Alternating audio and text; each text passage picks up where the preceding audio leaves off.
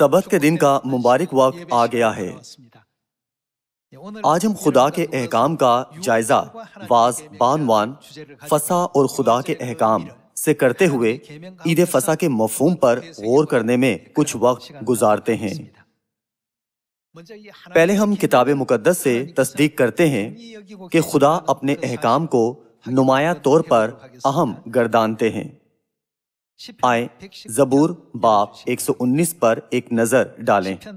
زبور باب 119 آیت 127۔ اس لیے میں وہ خدا کے احکام کے بارے میں کیا محسوس کرتا ہے؟ تیرے فرمان کو سونے سے بلکہ کندن سے بھی زیادہ عزیز رکھتا ہوں۔ میں تیرے فرمان کو سونے سے بلکہ کندن سے بھی زیادہ عزیز رکھتا ہوں۔ اس طرح سے داؤد نے زبور میں خدا کے احکام کی اہمیت پر زور دیا تھا۔ چونکہ داؤد کی ایسی سوچ تھی تو کیا خدا نے اسے میرے دل کے موافق آدمی کا پرفضل خطاب نہیں بخشا تھا؟ کتاب مقدس ہمیں آگاہ کرتی ہے کہ خدا کے احکام کتنے بیش قیمت ہیں، یعنی ان کی قدر خالص سونے یا اس دنیا کے کسی بھی قیمتی خزانے سے زیادہ قیمتی ہے۔ جب ہم لفظ قدر کے بارے میں سوچیں تو اکثر اوقات یہ نسبتاً ہوتا ہے۔ چونکہ ہم گھر میں بہت زیادہ پانی کا استعمال کرتے ہیں تو پانی کی قدر کو سمجھنے والے لوگ زیادہ نہیں ہیں۔ تاہم ایک بیابان کے بیچ میں جہاں بالکل پانی نہ ہو، ایسی مایوس کن صورتحال میں ایک شخص کے لیے جہاں انہیں اپنی زندگی بچانے کے لیے پانی کے ایک گھونٹ کی ضرورت ہوتی ہے تو پانی کی قدر سونے کے مقابلے میں کیسی ہو سکتی ہے؟ در حقیقت اس کی قدر کہیں زیادہ ہوتی ہے۔ اس حوالے سے ایک animated film the prince of Egypt میں ایک سطر ہے۔ یہ کہا گیا ہے کہ اور ایک کھوئی ہوئی بھیڑ کے لیے ایک چرواہا لڑکا امیر ترین بادشاہ سے بڑھ کر ہے۔ شاید بادشاہ اچھی طرح حکومت کر رہا ہو اور اسے اپنی قوم سے گہری محبت ہو، لیکن ایسی صورتحال میں چرواہے کو زیادہ قابل قدر سمجھا جاتا ہے۔ جب ہم اس پر غور کریں تو ہم سمجھ سکتے ہیں کہ صورتحال، جگہ اور کیفیت کے لحاظ سے قدر مختلف ہو سکتی ہے۔ آئیں ہم آسمان کی بادشاہی کی قدر پر غور کریں۔ اس زمین پر لوگ سبت کا دن، خدا کے احکام، سچائی اور دیگر عیدوں کی قدر کو نہیں سمجھتے۔ تاہم اس دن جب تمام بنی نوع انسان خدا کے تخت کے سامنے کھڑے ہوں گے تو وہ آخرکار سمجھ پائیں گے کہ کیوں کتاب مقدس کہتی ہے کہ خدا کے احکام خالص سونے سے بھی زیادہ قابل قدر اور زیادہ قیمتی ہیں۔ ایسی جگہوں پر جہاں پانی کی کثرت ہوتی ہے لوگوں کو اس کی قدر یا قیمت کا احساس نہیں ہوتا۔ تاہم فرض کریں کہ آپ ایسے بیابان میں تھے جہاں پانی کا ایک قطرہ بھی آپ کی زندگی بچا سکتا تھا۔ ایسی مایوس کن صورتحال میں اگرچہ دنیا کے قیمتی ترین خزانے جیسے کہ ہیرے اور سونا آپ کو پیش کیے جائیں تو آپ ان کے لیے پانی کے ایک گھونٹ کا سودا نہیں کرنا چاہیں گے۔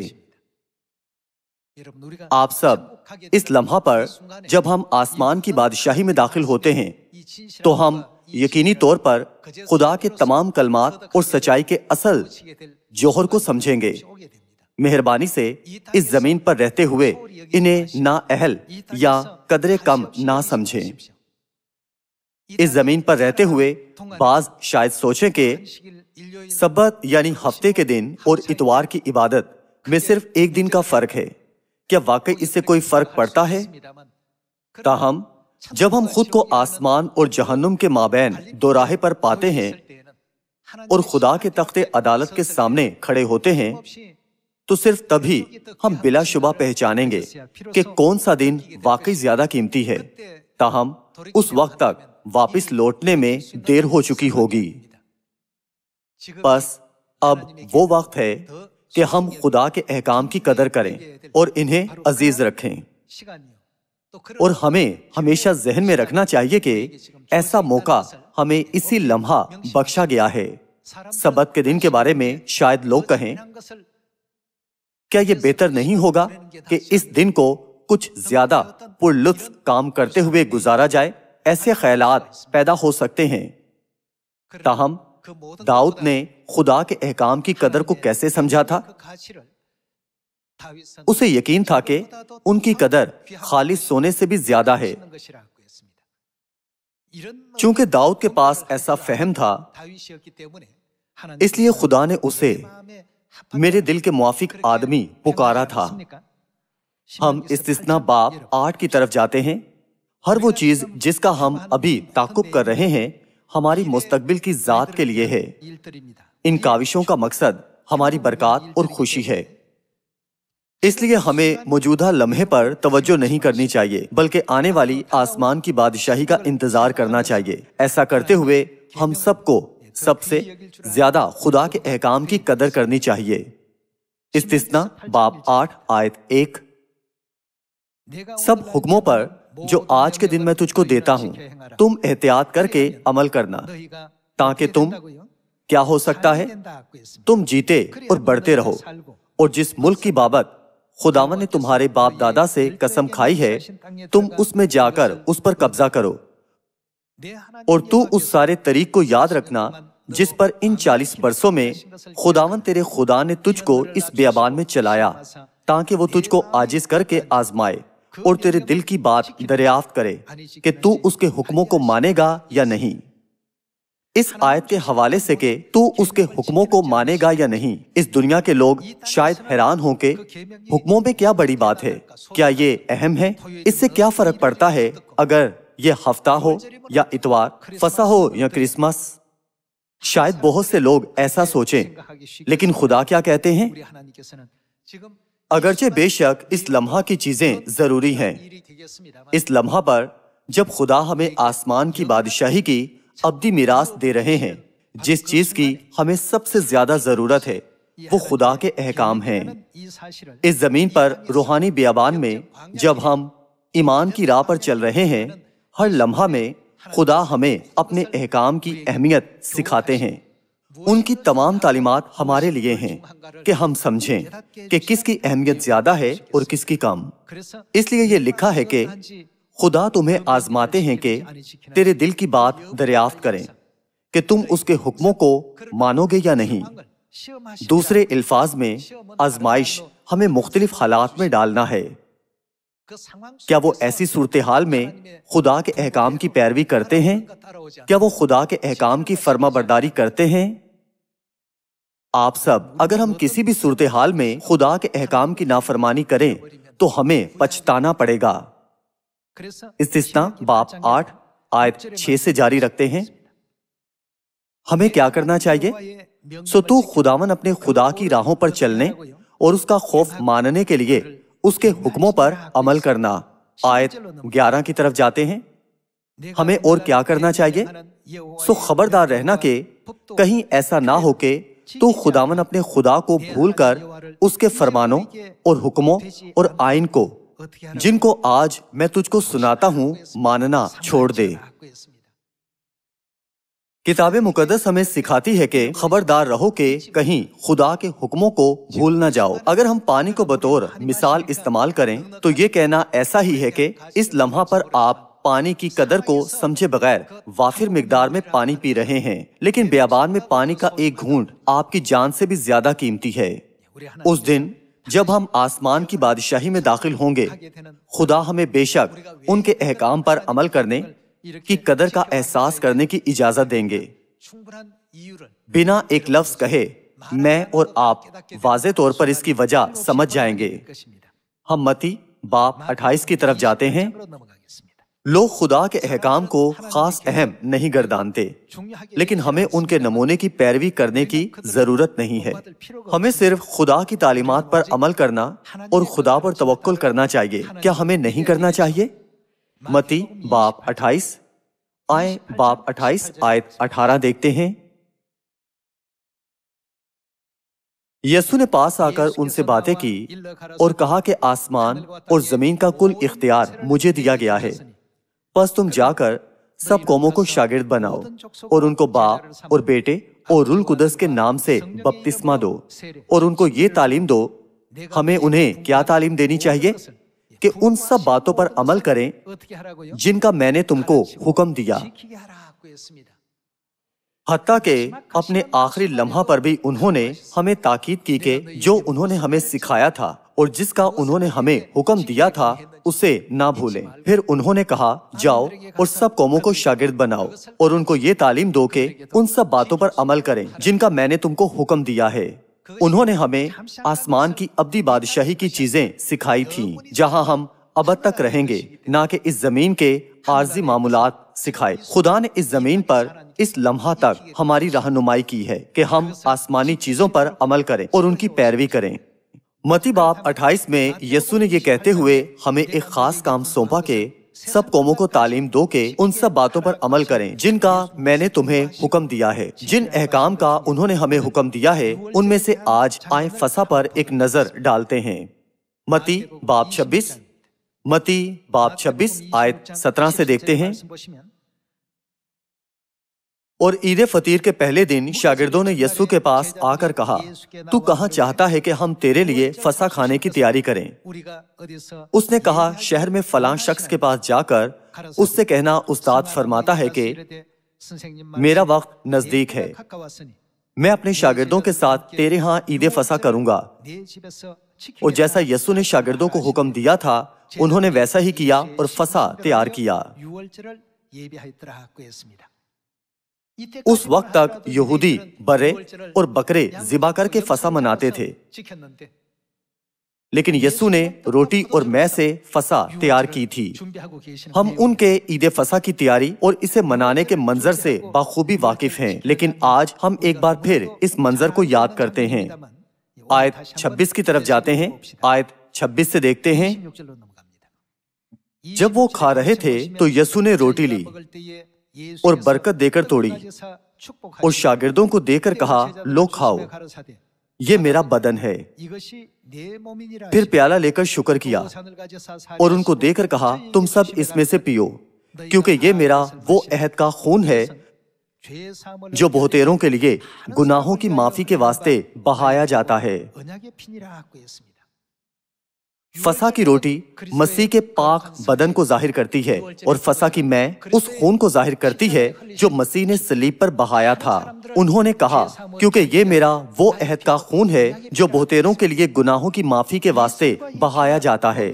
انہوں نے ان کے بارے میں کیا کہا تھا؟ جو ان کے گوشت اور خون میں شریک نہیں ہوئے تھے ان میں زندگی نہیں ہے، وہ مردہ سمجھے جاتے ہیں، جبکہ اس میں شریک ہونے والے ہمیشہ کی زندگی پاتے ہیں۔ خدا نے ان دونوں میں ایسا اہم فرق کیا ہے۔ بعض لوگ کہتے ہیں اگر میں فسح نہ مناؤں تو بھی میں اچھی زندگی گزارتا ہوں، حتیٰ کہ فسح کے بغیر بھی میں مشکلات پر غالب آ سکتا ہوں۔ وہ ایسے خیالات کا اظہار کرتے ہیں۔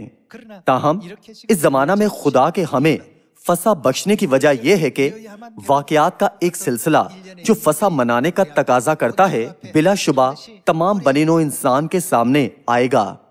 آج ناسمجھ لوگ ایسے معاملات کے بارے میں لاپرواہی سے بولتے ہیں، لیکن تمام احکام جو خدا نے ہمیں بخشے ہیں ان کا اہم مقصد اور انجام دہی کا وقت ہے۔ شروع سے آخر تک خدا نے پیشتر ہی ہر چیز کو دیکھا اور ہمیں ان کے احکام ماننے کی یہ کہتے ہوئے تاکید کی کہ انہیں یہ تعلیم دو کہ ان سب باتوں پر عمل کریں جن کا میں نے تمہیں حکم دیا ہے۔ ہم متی باب 28 میں یہ منظر دیکھ سکتے ہیں جہاں انہوں نے بارہا اس پر زور دیا تھا۔ عید فسح کے دن پر یسوع نے فسح کی روٹی اور مے سے عہد باندھا جس کے وسیلہ بنی نوع انسان کے گناہ ہمیشہ کے لیے معاف کیے جا سکتے ہیں اور وہ آسمان کی بادشاہی میں داخل ہو سکتے ہیں۔ شاید آپ سوچیں کہ فسح منانے والوں اور نہ منانے والوں میں کوئی خاص فرق نہیں ہے، تاہم جب ہمارا آسمان کی بادشاہی میں داخل ہونے کا وقت آتا ہے تو کوئی بھی فسح کے وسیلہ مسیح کا خون پیے بغیر وہاں سے گزرنے کے قابل نہیں ہوگا۔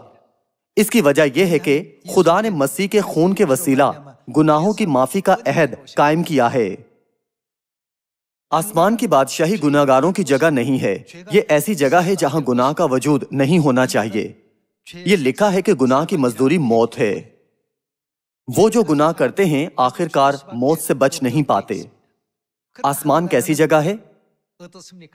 کتاب مقدس بیان کرتی ہے کہ وہاں موت نہیں ہے، اس لیے ہم فانی بدن کے ساتھ ہرگز آسمان میں داخل نہیں ہو سکتے۔ یہ جگہ ان لوگوں کے لیے ہے جنہوں نے اس زمین پر گناہوں کی معافی اور ہمیشہ کی زندگی کا وعدہ حاصل کیا ہے۔ کیا آسمان کی بادشاہی وہ جگہ نہیں جہاں ایسے لوگ داخل ہو سکتے ہیں؟ بنی نوع انسان کو آسمان کی بادشاہی میں لے جانے کے لیے سچائی کا وہ ضابطہ کیا ہے جو اس زمین پر قائم کیا گیا تھا؟ یہ فسا ہے۔ فسا میں کیا ہے؟ متی کے انجیل میں صرف گناہوں کی معافی کا ذکر کیا گیا ہے۔ یوحنا کے انجیل باب 6 میں اظہار بیان ہمیشہ کی زندگی استعمال کیا گیا ہے۔ کیا اس لیے نہیں کہ جب ہم گناہوں کی معافی حاصل کریں تو ہمیں ہمیشہ کی زندگی کی برکت بھی بخشی جائے گی؟ یوحنا باب 6 آیت 52 پر ایک نظر ڈالتے ہیں۔ آیت 52 سے دیکھتے ہیں۔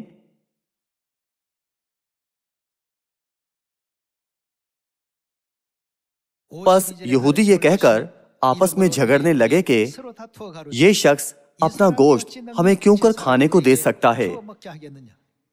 یسوع نے ان سے کہا، میں تم سے سچ کہتا ہوں کہ جب تک تم ابن آدم کا گوشت نہ کھاؤ اور اس کا خون نہ پیو، تم میں کیا نہیں ہے؟ زندگی نہیں۔ ابن آدم کا گوشت اور خون کس کی نشاندہی کرتا ہے؟ فسح پر یسوع نے یہ کہتے ہوئے روٹی اور میں دی کہ یہ میرا بدن ہے اور یہ میرا وہ عہد کا خون ہے جو بہتیروں کے لیے گناہوں کی معافی کے واسطے بہایا جاتا ہے۔ کیا انہوں نے بیان نہیں کیا کہ فسح کی روٹی اور میں ابن آدم کا گوشت اور خون ہے؟ صرف وہ جو اس میں سے کھاتے اور پیتے ہیں وہ زندگی پا سکتے ہیں، اور جو اس میں سے نہیں کھاتے وہ زندگی نہیں رکھتے۔ کیا اس کا مطلب یہ نہیں کہ وہ مردہ ہیں؟ کتاب مقدس ہمیں سکھاتی ہے کہ جن میں مسیح کا گوشت اور خون نہیں ہے وہ سب مردہ تصور کیے جاتے ہیں۔ اگر کوئی شخص فسح نہیں مناتا تو وہ آسمان کی بادشاہی میں داخل نہیں ہو سکتا، اگرچہ اس نے مستعدی سے کتاب مقدس کا مطالعہ کیا ہو اور اس کی تمام تعلیمات پر عبور حاصل کر لیا ہو۔ اس کی وجہ یہ ہے کہ خدا کے عہد کے بغیر کوئی بھی آسمان میں داخل نہیں ہو سکتا۔ یسوع نے پہلے ہی فیصلے کا اعلان کر دیا ہے کہ تم میں زندگی نہیں ہے۔ آیت 54 سے دیکھتے ہیں، جو میرا گوشت کھاتا اور میرا خون پیتا ہے، جو کوئی فسح کی روٹی کھاتا اور فسح کی میں پیتا ہے، یعنی جو عید فسح مناتا ہے، ہمیشہ کی زندگی اس کی ہے اور میں اسے آخری دن پھر زندہ کروں گا۔ آخرکار ہم گناہوں کی معافی اور ہمیشہ کی زندگی کی برکت کہاں سے حاصل کر سکتے ہیں؟ یہ نئے عہد کی فسح کی سچائی میں موجود ہیں۔ جو کوئی مسیح کا گوشت کھاتا اور ان کا خون پیتا ہے، ہمیشہ کی زندگی اس کی ہے۔ یسوع ہم پر کتاب مقدس کے ذریعے اس سچائی کو ظاہر کرتے ہیں جسے ہم روحانی خوردبین سمجھ سکتے ہیں۔ ہمیں اس سچائی کو قبول کرنا اور اس پر ایمان رکھنا چاہیے جیسی یہ ہے۔ یہ وہ ہے جس کی خدا نے تصدیق کی ہے اور ہم سے وعدہ کیا ہے۔ آیت 55 کی طرف جاتے ہیں۔ آیت 55 میں یسوع کہتے ہیں کہ کیونکہ میرا گوشت فی الحقیقت کھانے کی چیز اور میرا خون فی الحقیقت پینے کی چیز ہے۔ جو میرا گوشت کھاتا اور میرا خون پیتا ہے وہ مجھ میں قائم رہتا ہے اور میں اس میں، جس طرح زندہ باپ نے مجھے بھیجا اور میں باپ کے سبب سے زندہ ہوں، اسی طرح وہ بھی جو مجھے کھائے گا میرے سبب سے کیا زندہ رہے گا۔ مرے ہوئے لوگ خوبصورت موسیقی کی تعریف نہیں کر سکتے، چاہے یہ کتنی ہی دل فریب کیوں نہ ہو، اور نہ ہی وہ خوبصورت ہونے کے ناطے دلکش منظر کی تعریف کر سکتے ہیں۔ ایسا کیوں ہے؟ اس کی وجہ یہ ہے کہ وہ مردہ ہیں۔ بے جان حالت میں وہ کچھ بھی سمجھنے یا تجربہ کرنے سے قاصر رہتے ہیں۔ اس لیے ہم میں زندگی ہونی چاہیے۔ تو پھر ہم کیسے زندگی پا سکتے ہیں؟ ہمیں ابن آدم کا گوشت کھانا اور ان کا خون پینا چاہیے۔ دوسرے الفاظ میں جب ہم میں مسیح کا گوشت و خون ہو۔ اس لیے ہم کیسے ممکنہ طور پر فسح کو جو خدا کا حکم ہے نظر انداز کر سکتے ہیں، حقیر جان سکتے ہیں اور رد کر سکتے ہیں؟ یسوع کی بھی یہی تعلیم ہے۔ انہوں نے کہا جاؤ اور سب قوموں کو شاگرد بناؤ۔ ہمیں اور کیا کرنا چاہیے؟ انہیں یہ تعلیم دو کہ ان سب باتوں پر عمل کریں جن کا میں نے تمہیں حکم دیا ہے۔ इसीलिए पौलुस रसूल यूरोप में करंथस तक गया था। करंथस का खित्ता यूरोप में वाक़या है। उसने यूरोप में किसकी मुनादी की थी? उसने फसा की मुनादी की थी। आए पहला कुरिन्थियों बाब 10 आयत 16 पर एक नजर डालते हैं। बाब 10 आयत 16। वो बरकत का प्याला जिस पर हम बरकत चाहते हैं, क्या वो किस में शरीक होते हैं? मसीह के खून की शिराकत नहीं? वो रोटी जिसे हम तोड़ते हैं, क्या मसीह के बदन की शिराकत नहीं? ये बरकत का प्याला क्या है जो मसीह के खून की शिराकत है? और वो रोटी जिसे हम तोड़ते हैं क्या है जो मसीह के बदन की शिराकत है? ये फसह की रोटी और मैं है। आयत 17 से जारी रखते हैं। क्योंकि रोटी एक ही है, इसलिए हम जो बहुत से हैं एक बदन है। ऐसा क्यों है? क्योंकि हम सब उसी एक रोटी में शरीक होते हैं। हम पहला कुरिन्थियों बाब 11 पर एक नजर डालते हैं। क्योंकि यीशु ने कहा, उन्हें ये तालीम दो कि उन सब बातों पर अमल करें जिनका मैंने तुम्हें हुक्म दिया है। तो पौलुस रसूल हत्ता के कुरिन्थुस तक गया और लोगों को सच्चाई का कलाम सिखाया। पहला कुरिन्थियों बाब 11 आयत 22 से देखते हैं। क्यों खाने पीने के लिए तुम्हारे घर नहीं, या खुदा की कलीसिया को नाचीज जानते और जिनके पास नहीं उनको शर्मिंदा करते हो? मैं तुमसे क्या कहूं? क्या इस बात में तुम्हारी तारीफ करूं? मैं तारीफ नहीं करता। आयत 23। क्योंकि ये बात मुझे खुदावन से पहुंची और मैंने तुमको भी पहुंचा दी कि खुदावन यीशु ने जिस रात वो पकड़वाया गया रोटी ली और शुक्र करके तोड़ी और कहा, ये मेरा बदन है जो ये किसके लिए है? तुम्हारे लिए है। मेरी यादगारी के वास्ते यही किया करो। इसी तरह उसने खाने के बाद प्याला भी लिया और कहा, ये प्याला मेरे खून में नया अहद है। जब कभी पियो मेरी यादगारी के लिए यही किया करो। क्योंकि जब कभी तुम ये रोटी खाते और इस प्याले में से पीते हो तो खुदावन की मौत का इजहार करते हो जब तक वो ना आए। उनके इस जमीन पर आने के दिन तक इस सच्चाई के साथ क्या किया जाना चाहिए? ये वो सच्चाई है जिसका मुसलसल ऐलान किया जाना चाहिए। ताहम लोग इस सच्चाई को नहीं मानते। ऐसा क्यों है? इसकी वजह यह है कि वो फसह की अहमियत और खुदा के अहकाम को पहचानने और समझने में नाकाम रहते हैं। खुदा ने हम पर इस हकीकत को बेदार किया है कि फसह खुदा की कलीसिया की नागुज़ीर सच्चाइयों में से एक है। उन्होंने हमें यह भी सिखाया कि फसह की रोटी और मैं महज रोटी और मैं नहीं है, बल्कि वो मफहूम को जाहिर करते हैं कि मैं मसीह का गोश्त और खून अपने अंदर ले जाऊंगा। फसह वो अहद है जो सच्चाई के इस कलाम को पूरा करता है कि वो मुझ में कायम रहेगा और मैं उसमें। इसलिए खुदा का हुक्म बशमूल फसह खालिस सोने से ज्यादा कीमती और काबिल कदर है। ताहम लोग इसकी कदर नहीं जानते। कोई भी इसे हकीकी मायनों में नहीं समझता। ताहम इसे मनाने वालों और ना मनाने वालों के दरमियान वाज़े फर्क होने में ज्यादा देर नहीं लगेगी। खुदा हर चीज में फर्क करेंगे।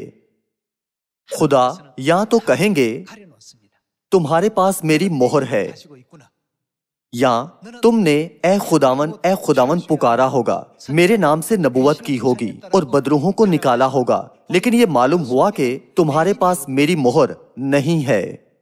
तब खुदा उन्हें उसी तरह जुदा करेंगे जैसे भेड़ को बकरियों से जुदा करते हैं। यीशु की तालीमात की पैरवी करते हुए जिन्होंने कहा था कि जाओ और सब कौमों को शागिर्द बनाओ और उनको ये तालीम दो कि उन सब बातों पर अमल करें जिनका मैंने तुम्हें हुक्म दिया है। इब्तदाई कलीसिया के मुकद्दसीन ने यूरोप तक का सफर किया। इसराइल का मुल्क एशिया में है। वो एशिया से यूरोप गए, खुशखबरी की मुनादी की और खत भेजे। ये वो हैं जिसकी आपको फर्माबरदारी और पैरवी करनी है। यूं उन्होंने यीशु की तालीमात की मुनादी की और इस बात पर जोर दिया कि सच्चाई को खत्म नहीं करना चाहिए। वो मुसलसल इस हकीकत पर जोर देते थे कि इस सच्चाई का उस दिन तक ऐलान किया जाना चाहिए जब तक कि खुदावन दोबारा ना आ जाए। आए बाब 5 की तरफ जाते हैं। हम पहला कुरिन्थियों बाब 5 आयत 7 देखते हैं। पाप 5 आयत 7 देखें। पुराना खमीर निकाल कर अपने आप को पाक कर लो ताकि ताजा गुंदा हुआ आटा बन जाओ। चुनाचा तुम बेखमीर हो, क्योंकि हमारा भी मसीह कौन है? फसा यानी मसीह कुर्बान हुआ। बस हमें क्या करना चाहिए? आओ हम ईद करें। क्या यहाँ ईद से मुराद ईद फसा नहीं है? इसलिए हमें ईद फसा मनानी चाहिए, न पुराने खमीर से और न बदी और शरारत के खमीर से, बल्कि साफ दिली और सच्चाई की बेखमीर रोटी से। यूं इस्राएल में रहने वाले इब्रानियों ने इसकी मुनादी करने और फसा को मनाने की अहमियत पर जोर देने के लिए एशिया से यूरोप का सफर किया।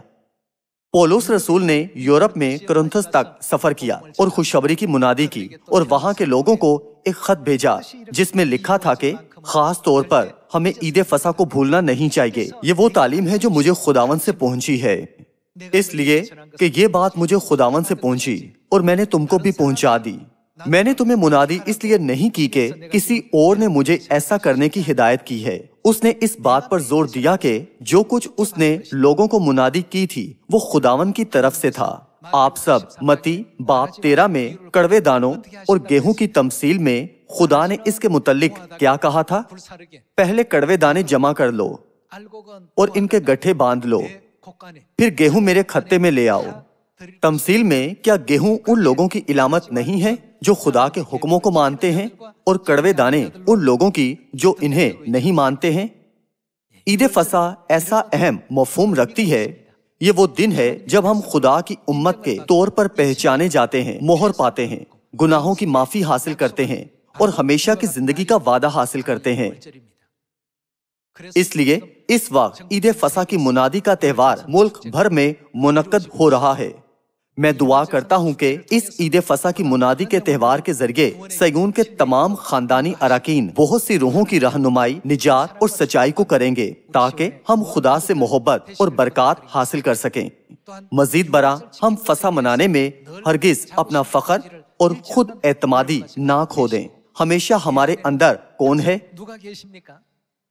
क्योंकि खुदा ने हमें अपना गोश्त और खून दिया है, इसलिए उन्होंने हमसे वादा किया है कि मैं तुम में हूँगा। उन्होंने कहा जिनमें मेरा गोश्त और खून नहीं है उनमें जिंदगी नहीं।